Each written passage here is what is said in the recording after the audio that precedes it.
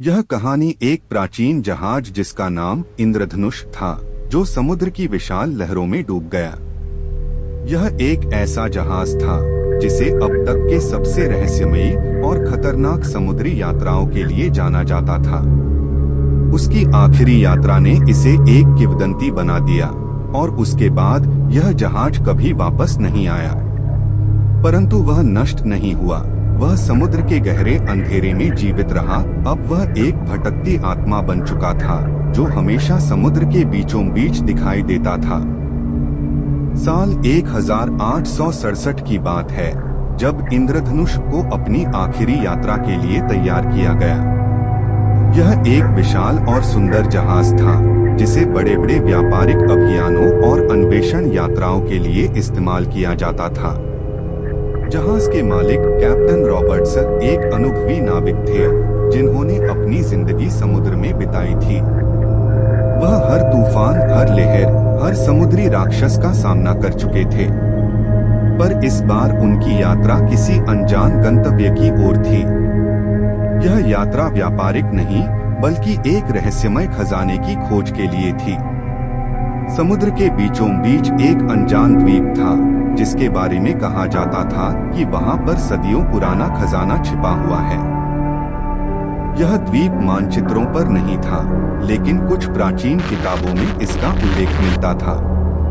कहा जाता था कि जो भी उस द्वीप तक पहुंचेगा वह अनमोल खजाना पाएगा, लेकिन उसकी कीमत उसके जीवन से चुकानी पड़ेगी। कैप्टन रॉबर्ट्स ने इस चेतावनी की परवाह नहीं की क्योंकि उनके लिए यह एक सुनहरा अवसर था। इंद्रधनुष ने अपनी यात्रा शुरू की। चालक दल में लगभग 50 लोग थे, जिनमें कुछ अनुभवी नाविक और कुछ नौसिखिए भी थे। यात्रा के शुरुआती दिन सामान्य थे, लेकिन जैसे जैसे जहाज समुद्र के गहरे हिस्सों की ओर बढ़ा, माहौल बदलने लगा। आसमान में गहरे बादल छा गए और समुद्र की लहरें पहले से ज्यादा उग्र हो गईं। जहाज पर सवार लोगों को एक अजीब सी बेचैनी महसूस होने लगी। तीसरी रात को जब जहाज एक अनजान क्षेत्र में पहुंच चुका था, अचानक एक जोरदार तूफान आ गया। लहरें इतनी ऊंची थीं कि वे जहाज के डेक तक पहुंच रही थीं। बिजली की चमक और गरज ने माहौल को और भयानक बना दिया। चालक दल ने तूफान से बचने की कोशिश की, लेकिन यह कोई सामान्य तूफान नहीं था। तूफान के बीचों बीच अचानक समुद्र से एक अदृश्य शक्ति ने जहाज को जकड़ लिया। जहाज के चारों ओर अंधेरा छा गया और पानी में एक रहस्यमय धुंध फैलने लगी। ऐसा लग रहा था मानो कोई प्राचीन शाप जहाज पर हावी हो गया हो। कैप्टन रॉबर्ट्स ने अपनी पूरी ताकत से जहाज को संभालने की कोशिश की, लेकिन कुछ ही देर में जहाज को एक भयंकर लहर ने अपने चंगुल में ले लिया और इंद्रधनुष समुद्र की गहराई में समा गया। जहाज पर सवार सभी लोग चीखते चिल्लाते हुए पानी में डूब गए। किसी को भी बचने का मौका नहीं मिला। वह रात समुद्र की गहराइयों में सदा के लिए कैद हो गई।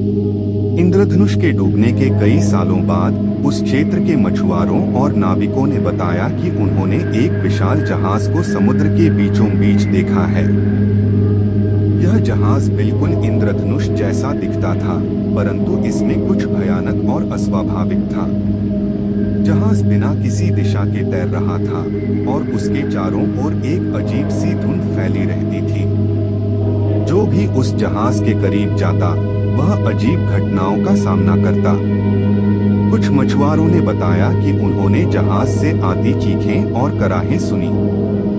यह आवाजें इंसानों की नहीं लगती थीं, बल्कि वे आत्माओं की चीखें थीं जो उस जहाज पर कैद थीं। इंद्रधनुष अब एक भूतिया जहाज बन चुका था जो समुद्र के बीचों बीच भटक रहा था। उस पर सवार आत्माएं अब इस संसार में नहीं थीं, लेकिन वे जहाज के साथ हमेशा के लिए बंध गई थीं। उनका दर्द और उनकी पीड़ा अब इस जहाज का हिस्सा बन चुकी थी। यह जहाज अब समुद्र के यात्रियों के लिए एक चेतावनी बन चुका था। जो भी इसके करीब जाता उसे अपनी जान गंवानी पड़ती। कई नाविकों ने जहाज के पास जाने की कोशिश की, लेकिन वे कभी वापस नहीं लौटे। समुद्र के बीचों बीच भटकते इस जहाज की कहानियां धीरे धीरे दूर दूर तक फैलने लगी। हर कोई इससे डरने लगा, लेकिन कुछ साहसी लोग ऐसे भी थे जिन्होंने इस रहस्य को सुलझाने की ठानी। सन 1902 में एक खोजी दल ने इंद्रधनुष की सच्चाई का पता लगाने का निर्णय लिया। इस दल का नेतृत्व कैप्टन जोनाथन विलियम्स कर रहे थे, जो एक अनुभवी नाविक थे।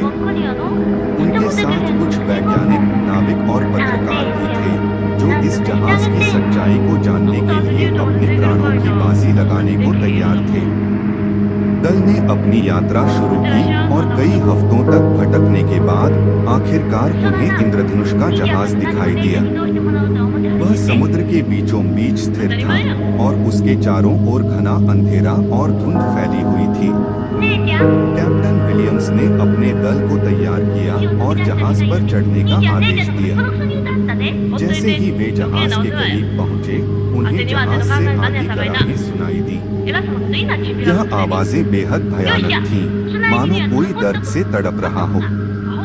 जब दल के सदस्य जहाज के डेक पर पहुंचे, तो उन्होंने देखा कि जहाज पूरी तरह से वीरान था। चारों ओर सिर्फ सड़ चुके लकड़ी के टुकड़े और धूल जमी हुई थी। जहाज का माहौल बेहद डरावना था।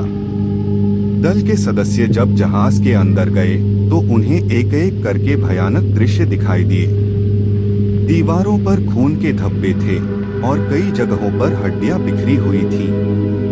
ऐसा लग रहा था कि यह जहाज अब आत्माओं का घर बन चुका था।